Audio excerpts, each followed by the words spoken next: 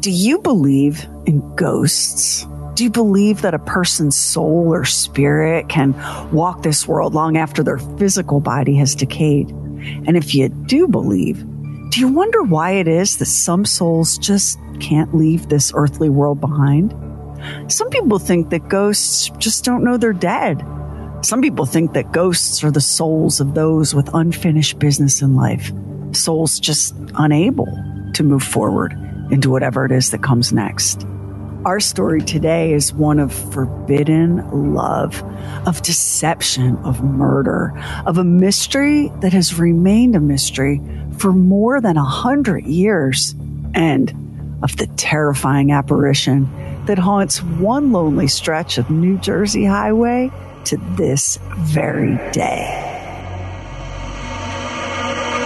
And make out a small beam of light against the mirror. Truly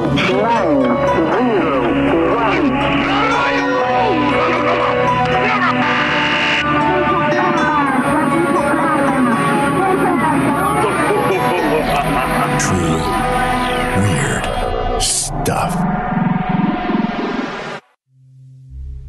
Saturday, September 16th, 1922 in New Brunswick, New Jersey dawned hot and sticky. So hot, in fact, that over at nearby Rutgers University, the football coach canceled a planned scrimmage for his players. Despite the oppressive heat, 15-year-old Pearl Balmer and 21-year-old Raymond Schneider set out that morning to gather mushrooms when they came upon a shocking scene. 2 bodies lying side by side beneath a crabapple tree.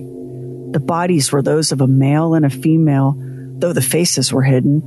His by a straw hat, hers by a scarf.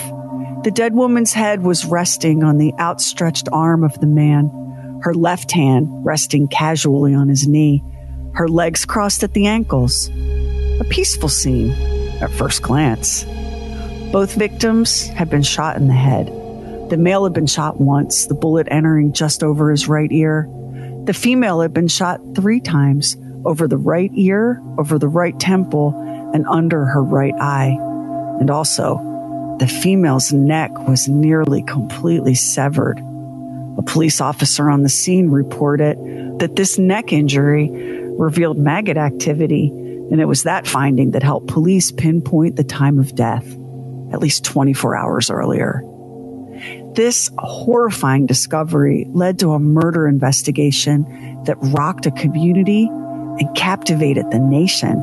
In fact, it took the kidnapping of the Lindbergh baby a decade later to eclipse the news coverage this double slaying commanded. What was it about this particular story that transformed a tragedy in a small town into what many people consider the very first media circus in America? The answer is pretty much every lurid, sensational, and scandalous detail you can imagine, starting with the identities of the victims. He was the Reverend Edward Wheeler Hall, rector at the Church of St. John's Evangelist, a post he'd held for 10 years. She was Eleanor Reinhardt Mills, a member of the choir at St. John's. Both were married, just not to each other. Hall was married to a wealthy woman a decade his senior. Her name was Frances Stevens Hall, and she was related to many of the wealthiest families in New Brunswick. It was said that upon marrying the Reverend Hall, she'd gifted millions of dollars to her new husband. The childless couple lived in what can only be called splendor in a large mansion in New Brunswick. Eleanor Mills and her husband, James Mills, who happened to be the sexton and gardener at St. John's Evangelist, they came from much humbler origins. They shared a small home with their 2 children, and according to James Mills, they were content. Their lives revolved around their family and their church, where James earned his living and Eleanor sang in the choir. And I bet you can see where this is going. The Reverend Hall and Mrs. Mills were having a torrid love affair, something that was very much gossiped about in their church community. But an adulterous affair between the minister and the choir singer is just one eye-popping part of the story. Seething resentments, conflicts over jurisdiction, a comically mismanaged crime scene, a wronged wife, a sketchy cousin, a town hermit, a key witness whose story keeps changing, and for funsies, a teenage girl tossed into jail for being incorrigible at the insistence of her own stepfather. Now, add in all the money Mrs. Hall had brought to her marriage, a marriage to a man who would not be faithful. Multiple suspects, multiple arrests, yet in 1922, a grand jury failed to return even a single indictment.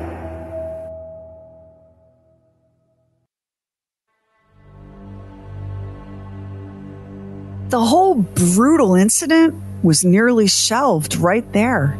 2 murders, 2 lives snuffed out, and no justice for the Reverend Hall or Mrs. Mills. The case went cold and might have been altogether forgotten had it not been for one tabloid newspaper launching a sneaky little investigation into the story. That tabloid was the New York Daily Mirror. The evidence it unearthed, evidence which admittedly was a little on the dubious side, was enough to force New Jersey's governor to demand that the case be reopened, which is how the Reverend Hall's wealthy widow, Frances, her 2 brothers, and that sketchy cousin finally found themselves indicted, charged with murder, and facing trial. But before we fight our way into that packed courtroom in the fall of 1926, let's go back to the crime scene. Back to the crabapple tree, the bodies. And what was it Pearl and Raymond said they were doing out there that morning? Was it gathering mushrooms? The crime scene. The 2 bodies appearing so obviously arranged and positioned. The faces covered. Scattered on the ground between them were torn scraps of paper. Scraps that were later revealed to be the remnants of love letters from Eleanor Mills to the Reverend Hall. Those letters, the married pastor addressing the choir singer as Darling Wonderheart, Mills nicknaming her lover Babykins. There was a calling card embossed with Hall's name propped up against the dead man's shoe. Even the most casual viewer of Dateline just sat up and said, "The whole scene is staged." The first gigantic red flag for us modern crime consumers? The careful covering of the victims' faces. This is a huge piece of evidence. It signals the strong possibility of a personal relationship between killer and victim, a standard bit of profiling now known to every true crime fan out there. But remember, this is 1922, and the first school of criminology in the U.S. won't be founded for another 28 years. And there's no point in wondering about DNA, because DNA won't even be discovered for another 31 years.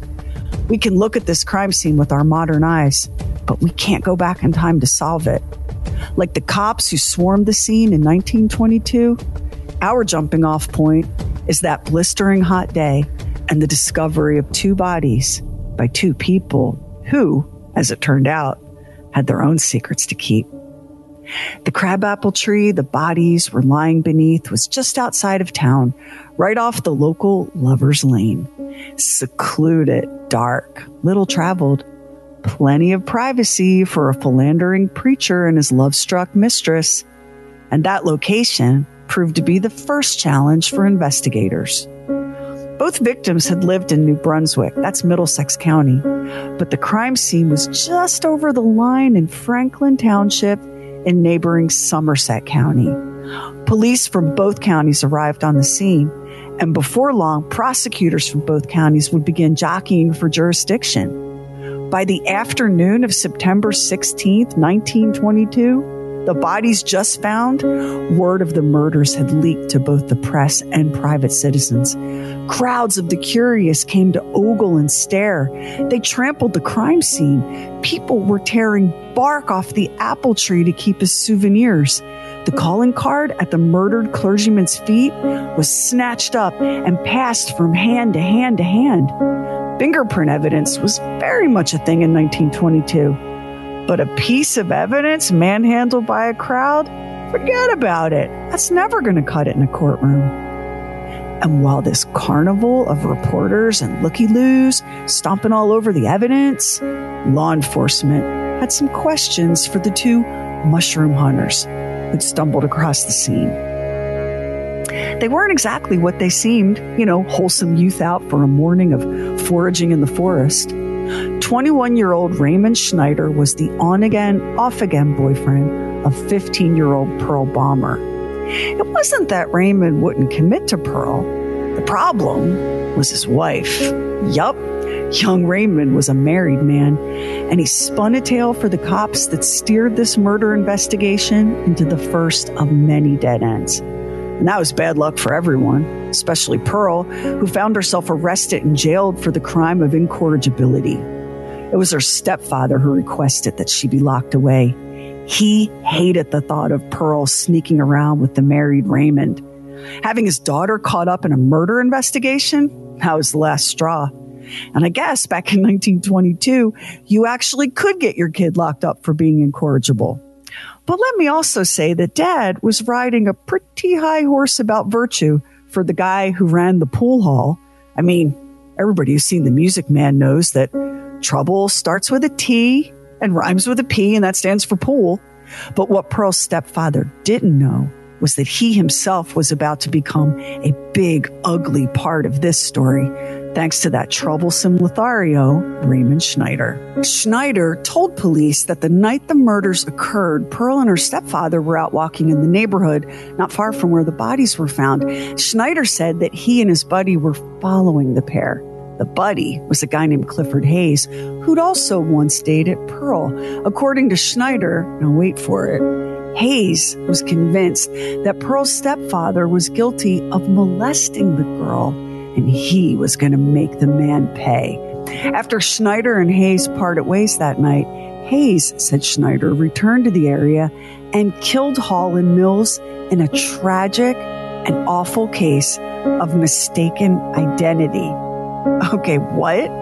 So Clifford Hayes pulls off a quick, sloppy double murder, then in a panic, cuts the female victim's throat, moves the bodies, and just happens to have some of the love letters she'd written to Hall? Yeah, that all holds together. But the public and the press were screaming for a suspect, any suspect, and Clifford Hayes was better than nothing. He was arrested and charged on October 9th, 1922. But the people of New Brunswick were outraged by the arrest. They felt Hayes was being railroaded. Let the poor man from New Brunswick take the fall so the residents of wealthier Somerset County could have the illusion of justice. So intense was the fury over Hayes' arrest that Frank Kirby, the man who took Schneider's statement and then tried to coax a confession from Hayes, was attacked by an angry mob of New Brunswick citizens who bombarded him with bricks. Jersey justice in action. When Hayes was arrested and charged, Schneider was also detained and held as a material witness in the double murder. Within days from the comfort of his cell, Schneider recanted and Hayes was freed. Detectives, none too happy about the time they'd wasted chasing down evidence based on Schneider's false accusation, now focused their attention on the families of the murdered lovers. Investigators revisited their first theory, jealousy, which, yes, you think. They began with Mill's husband, James, who had an alibi that seemed legit. Neighbors reported seeing him within an hour of the murders and reported hearing him pounding away that night on a woodworking project. Mr. Mills was never charged. As it happened, detectives had a hunch about that crime scene. The shredded love letters, the covered faces. They strongly suspected a woman was involved in this crime. And naturally, the first woman they looked at was the Reverend Hall's widow, Frances. And she had made at least one choice in the days following her husband's death that seemed very sus. She sent a fawn-colored coat and scarf off to Philadelphia to be professionally dyed. Middlesex County Prosecutor Joseph Stricker immediately seized the garments and sent them to a chemist for analysis. Frances Hall, meanwhile, was busy firing off a scathing letter to the governor of New Jersey, Edward Edwards. In it, she accused officials in both Middlesex and Somerset counties of bungling stupidity. Mrs. Hall maintained that hers was a contented marriage, that she had no reason to doubt her husband's devotion, and that she knew nothing about a supposed friendship between him and the slain church choir member, Eleanor Mills, and she most certainly knew nothing about the murders. She declared that the evening the crimes had occurred, she had been home the entire time with her brother, Willie Stevens, at her side. And that, thank you very much, was the end of that. Though, of course, it wasn't. On the morning of October 17, 1922, Mrs. Hall and her two brothers were summoned to the office of prosecutor Joseph Stricker. By this point, New Jersey Governor Edwards had taken charge of the case, sending the state attorney general to New Brunswick to try to bring the whole circus under control. And it was a circus.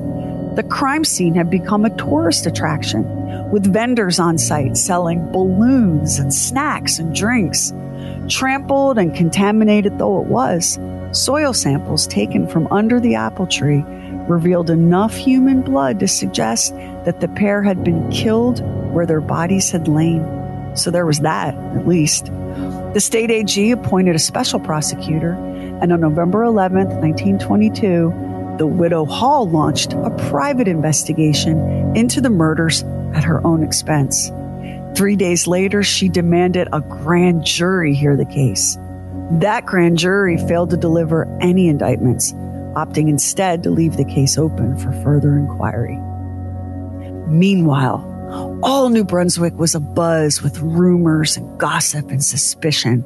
It seemed like the widow Hall and Eleanor Mills' husband, James, were the only two people in town who didn't know that the pastor and the choir singer were lovers. James Mills told the press, Eleanor was a good wife. I know that there was nothing between the Reverend Hall and her. Reverend Hall was such a good man and always a friend of mine. Hall's widow, Frances, told the press that she thought the motive for the crime was robbery. She said that the Reverend had left their home on the evening of the murder to bring a large sum of money to the Mills to help pay a costly medical bill for a procedure for Eleanor. This sum was allegedly an advance on Mr. Mills' salary to be paid back via deductions from his weekly pay. Remember, James Mills was the church sexton and gardener. Mrs. Hall went on to say that she knew all there was to know about her husband's friendship with Eleanor, and that there was nothing inappropriate about it. Yeah, well, try telling that to the other members of the church, and especially the choir. A Miss Jessie Jameson said that she'd long noticed the unusual friendship between the Reverend Hall and Mrs. Mills, and when it was suggested that she'd tipped off Mr. Mills, perhaps triggering a jealous rage so white-hot that it led to murder, she denied it. But she did acknowledge, quote, I had been suspicious of her quite evident admiration of our rector for a long time, just as everyone had been. Turns out the choir at St. John's Evangelist Church was boiling with resentment over the affair, and for a very good reason. The Reverend's obvious favoritism. One after another, they came forward. Even young Pearl Balmer, rebellious and officially declared incorrigible, said that there had been friction in the choir for over a year due to the special relationship between Hall and Mills.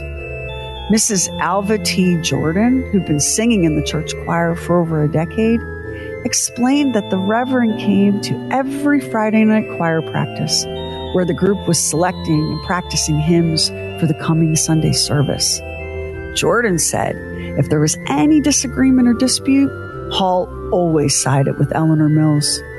Jordan complained that Mills had an untrained soprano voice and was by far not the most talented singer in the group. Yet, at Hall's command, most of the solos went to Mills. Very rarely did other choir members make the cut. Citizen detectives listening to this have already solved the case. I know. But again, we live in a different time when it comes to forensics and criminology, and whether or not we allow balloon vendors to set up at crime scenes. After that first grand jury failed to charge anyone for the killings, the case went cold, and the widow Hall headed abroad to escape scrutiny, to soothe her grieving heart, and shades of the O.J. Simpson case, to look for the real killer. I kid you not. But if she hoped that time and distance would heal all and dim the community's memory, she was mistaken. On July 17, 1926, the state of New Jersey reopened the case on the strength of that sketchy evidence dug up by the New York Daily Mirror. But I guess we can't be too picky. 11 days later, Mrs. Frances Stevens Hall was arrested and charged in the murder of her husband and his mistress. Within 2 months, both of her brothers and her cousin were also arrested and charged. The 3 men were held without bail. Mrs. Hall was bonded out. And then the bodies of the victims were exhumed, the second time for the Reverend Hall. But it was the exhumation of the body of Eleanor Mills that yielded the most sensational and horrifying discovery. Not only had her throat been severed so brutally that she was nearly decapitated, her vocal cords and tongue had been completely removed. The so-called untrained soprano had been silenced forever, and in the most vicious way imaginable. The Hall Mills trial was an instant circus, complete with celebrity spectators, like the famous evangelist Billy Sunday, that anti-liquor crusader for prohibition. Legendary journalist Damon Runyon was there, although you may know him better from the musical Guys and Dolls. But my most very favorite Hall Mills trial groupie, a mysterious caped figure who called himself the Bat. And you know who he inspired? An artist and cartoonist named Bob Kane, a.k.a. the creator of Batman. Isn't history just the coolest? Anywho, as sordid and ugly and grossly mishandled as the case had been, the trial managed to up the crazy ante with the arrival on the scene of one very colorful and eccentric eyewitness to the murders. An eyewitness jackpot for the prosecution. Not the town hermit, a gentleman named Moxie Horn, because of course if your town has a hermit, he or she must have a name right out of an old comic book. Moxie Horn had gotten into trouble in the past for taking aim at a kid who came a little too close to his hermit's shack on the old Phillips farm. You know, the place where the bodies were found. And the eyewitness wasn't Raymond Schneider or Clifford Hayes, the friend he'd falsely accused of the killings. The eyewitness was a farmer named Jane Gibson. And on November 18th, 1926, more than 4 years after the slayings of the Reverend Hall and Mrs. Mills, court was finally in session. Getting Jane Gibson to the courthouse in Somerville was a grand undertaking. She'd been hospitalized with kidney disease and probably cancer, but agreed to testify, and against her doctor's better judgment, had herself discharged.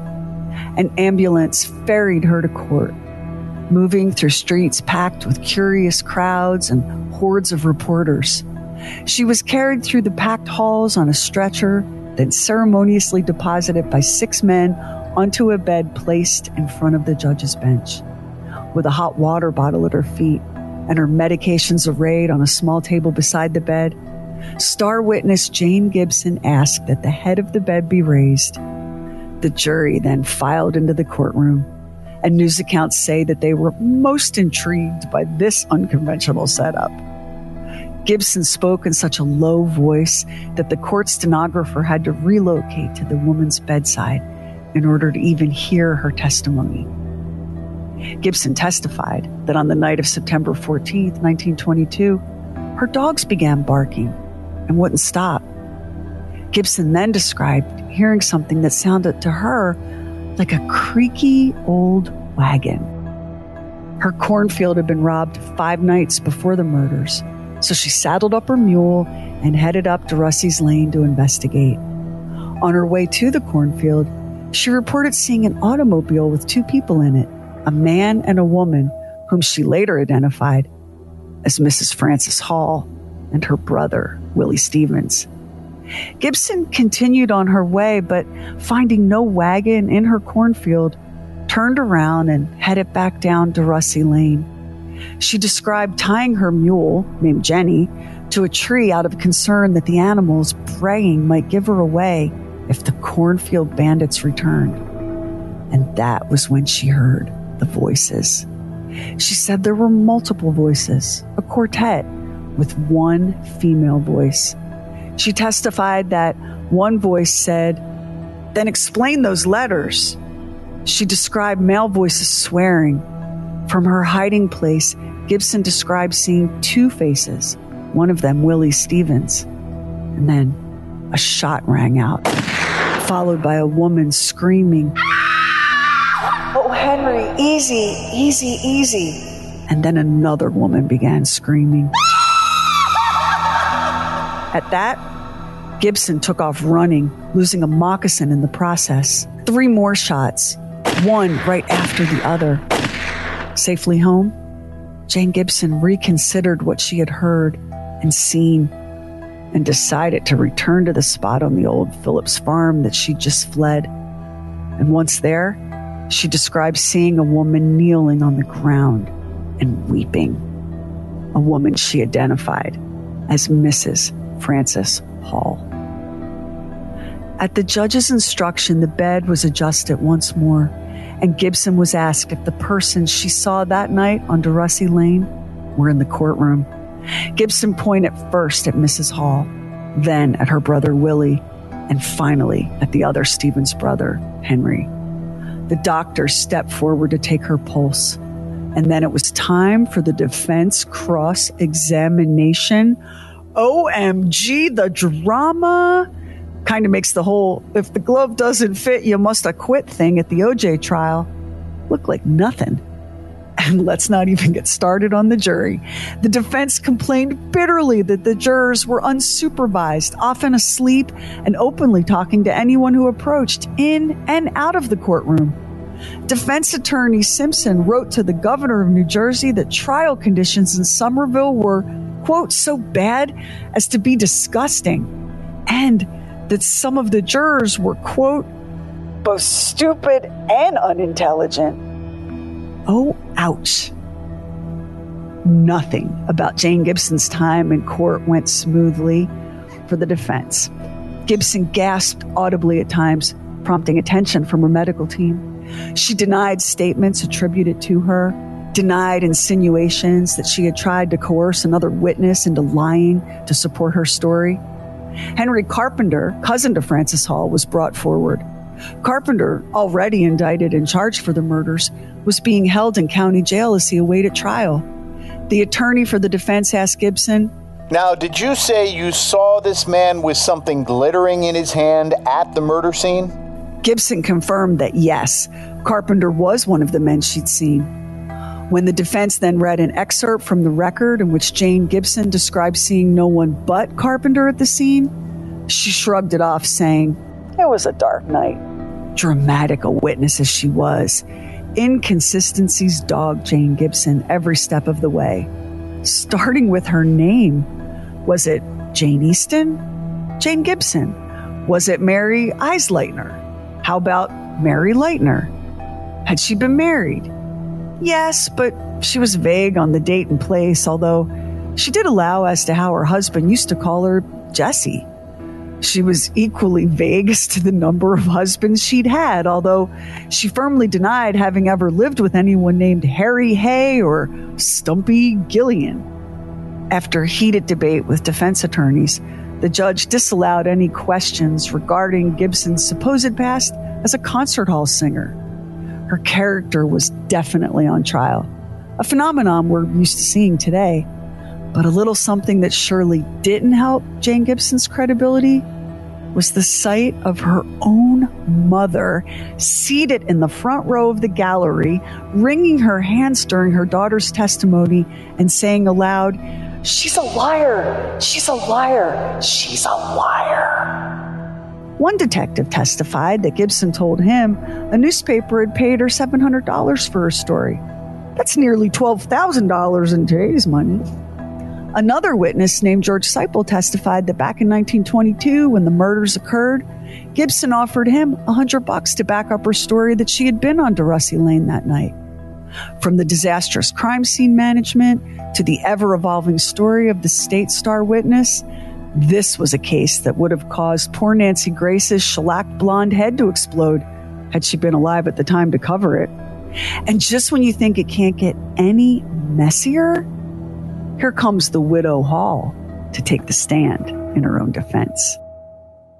By the time Frances Stevens Hall raised her right hand and swore to tell the truth and nothing but the truth, she'd already sat through some intense moments in that courtroom, like the unveiling of the blood-spattered dress worn by the slain Mrs. Mills, the repeated declarations by Jane Gibson that placed the widow at the crime scene, and the mortifying revelations of her late husband's blatant infidelities. And let's don't forget the grim testimony of the undertaker who handled the Reverend Hall's remains. We're talking ghastly, vivid descriptions of leaking embalming fluid. Stuff like that would be hard for anyone to hear. Yet Mrs. Hall was described as mostly emotionless throughout the proceedings. The press dubbed her the Iron Widow. Compare that to what they called Jane Gibson, the Pig Woman. On the stand, Frances Stevens Hall stuck firmly to her story. She was innocent of any wrongdoing and had been completely unaware of any adulterous relationship between her husband and Mrs. Mills. Most of the press was very sympathetic to Mrs. Hall, painting her as a woman who'd closed her eyes to her husband's faults, refusing to accept his infidelity because she simply could not face that truth and live. Her brother, Willie Stevens, in his turn on the stand, also denied any involvement in the murders, claiming that he and his sister spent the evening together at the Hall home. He testified that Frances came into his room in the night and awakened him to say that her husband had not come home. There was much disagreement over the time this happened. Willie's story had changed from the initial investigation in 1922 to the trial in 1926. There was also lots of conflict around a fingerprint found on the calling card at the dead Reverend's feet. According to multiple experts, the print belonged to Willie Stevens, but the mishandling of evidence and damage to the print created doubt. Willie also owned a .32 caliber handgun, one he'd kept loaded in his room for 20 years. Same kind of gun used in the murders. Questioned about his purchase of cartridges and the ones missing from the box, Willie said that he'd given them to someone, but darn it all, could not remember who. And he declared emphatically that the Pig Woman had been very much mistaken when she identified him at the scene of the crime. The other Stevens brother, Henry, a retired exhibition marksman, testified that he was at home the night of the murders in Lavallette, New Jersey, 50 miles away, fishing.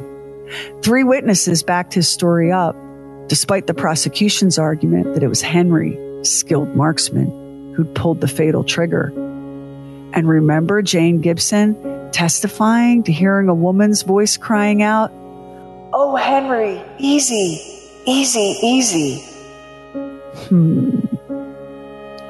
If this trial was unfolding today, someone would have to capture Dateline's Josh Mankiewicz and sedate him for his own safety.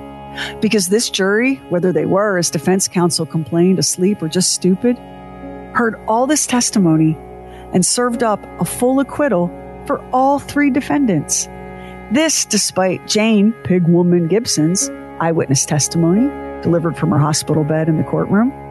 This despite the carefully staged crime scene, which told a naked story of fury, jealousy, and humiliation. With the crime scene turned into a macabre carnival, it's true that much of the evidence presented was circumstantial. But in that courtroom in Somerville, New Jersey, another kind of evidence was on display. The evidence of class, wealth, and privilege.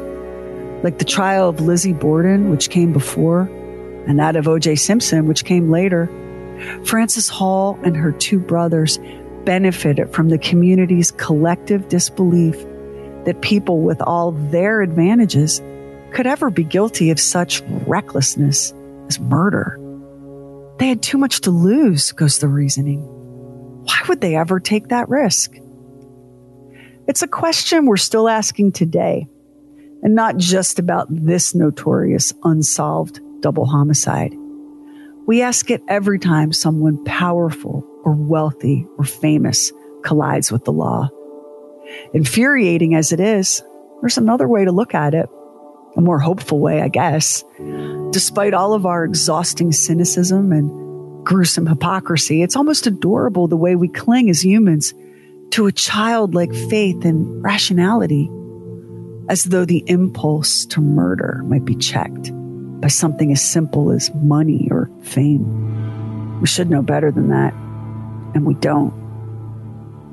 The story of the Hall Mills murder is a big one to this day, with tentacles stretching in all directions.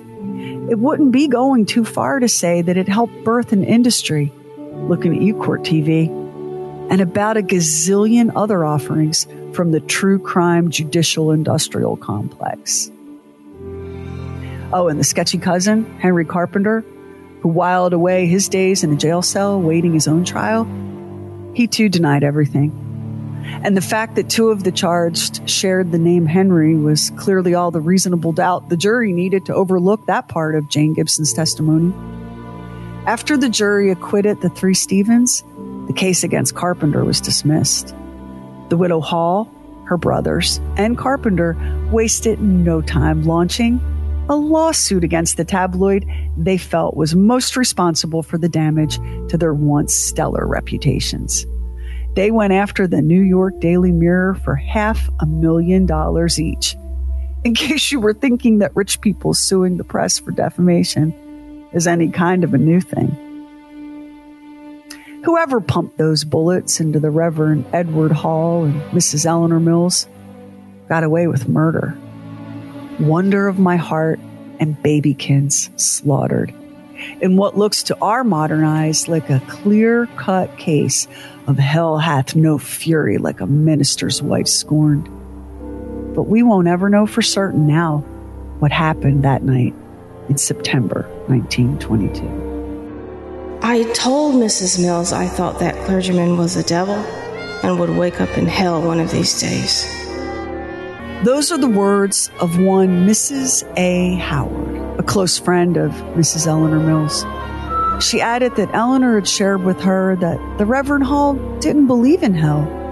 According to Eleanor, the Reverend declared that no merciful God would condemn a soul to eternal damnation. Hall reportedly said, quote, "We are placed on this earth to enjoy ourselves and make the most of life." And so he did, right up until that bullet pierced his skull and ended his earthly pleasures forever. So why is it that his ghost doesn't haunt that lonely stretch of road in Somerset County, New Jersey? Why does no one report seeing the spectral figure of Eleanor Mills, so lovely in her last minutes on earth, in her fine navy blue dress with its pattern of white flowers? It seems that the only restless spirit prowling the old Phillips farm is an apparition that those unlucky enough to encounter it describe as part pig, part woman. Is it an urban legend? A story told round the campfire to give kids a harmless scare? Or is it the spirit of a woman unable to depart this physical plane until justice is done? Let's hope not. Because how could there ever be any justice now for Edward Hall and Eleanor Mills? And if it is Jane Gibson's restless spirit still stalking the old Phillips farm, wouldn't that be a terrible kind of hell for her? The very hell that the Reverend Hall refused to believe in.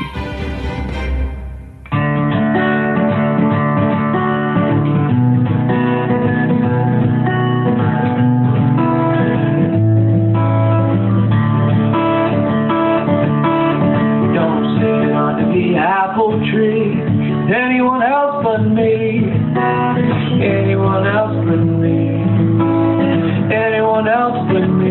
Oh, no, no, don't sit under the apple tree with anyone else but me till I come marching home.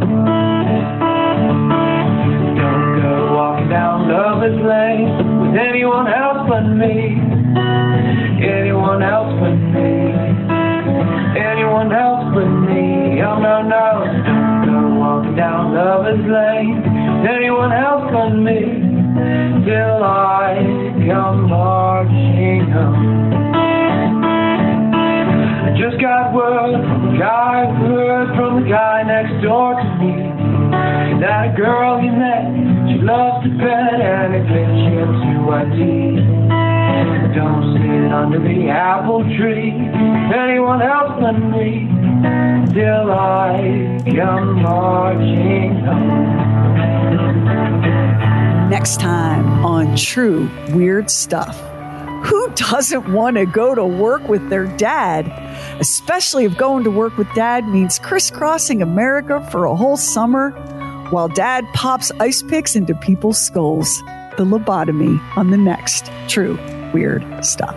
And if you listen to us on Apple Podcasts, hit the plus button in the top right corner, and now it helps an independent podcast like ours to get discovered. And we really appreciate it if you subscribe, rate, and review True Weird Stuff. Hit our website, trueweirdstuff.com, for show notes and photos and videos when we have it, and bonus content. Everything True Weird is waiting for you at trueweirdstuff.com. And follow True Weird Stuff on Instagram and Twitter. True Weird Stuff is a Now Media production. Our executive producer is Anthony Garcia. The show is written and hosted by me, Sherry Lynch, along with my deeply weird director, Max Sweeten. Our equally odd producer is Carrie Bowser. Additional production by the mysterious Stephen Call. Our digital witch and social media cult leader is Heather Furr. Original graphics by Kevin Nash. Original artworks by Olivia Axlin. True Weird original music composed and performed by Jack Griffin and Zane Nash. Copyright 2023 Now Media. All rights reserved. All wrongs remembered.